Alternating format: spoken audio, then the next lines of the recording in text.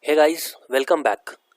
So in the last video, we learnt how to traverse a given circular double linked list. Hope the idea was clear. Now in this video, let's see how we can search for a given value in a circular double linked list.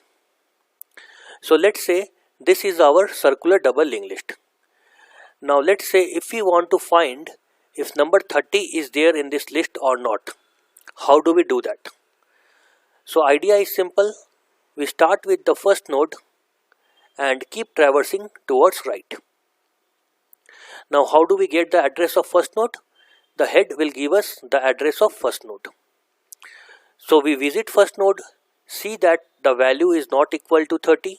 So we go to the next node. Then we see the value again is not equal to 30. We go to the next node. Then we see the value is equal to 30. So we stop the loop and we return this node 3 to the user. Now let's say if we want to find if number 50 is there in this list or not.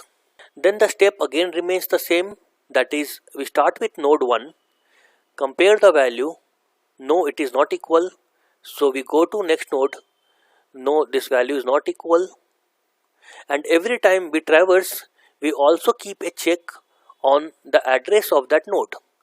If the address of that node is equal to tell, that means that node is the last node and it's time to break the loop.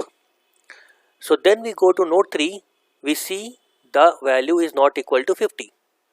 Then we compare, is the address equal to 333? No. That means there is one more node after this.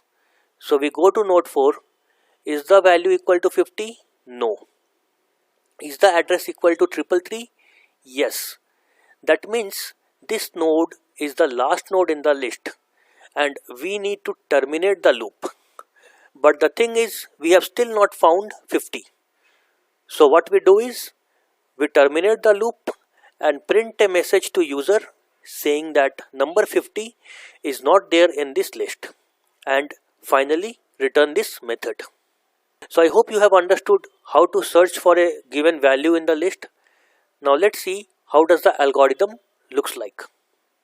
So the algorithm is extremely simple. The name of the method is search node. It takes argument as a value that needs to be searched. Then we run a loop from head to tail. And if the value is found, then we print the value and return. Else we keep on looping till we reach tail, that is the last node. And still if we cannot find the value, in that case we simply return saying that the value does not exist. Now let's see what is the time and space complexity of this algorithm. So first of all we are looping from head to tail. That means we are visiting each and every node in the list. So that will take order of n time. Now comparing a value is a constant time operation. Similarly, printing a value is a constant time operation.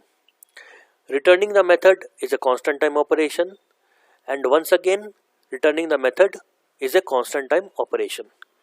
So if we add up all of this, we get time complexity of order of n.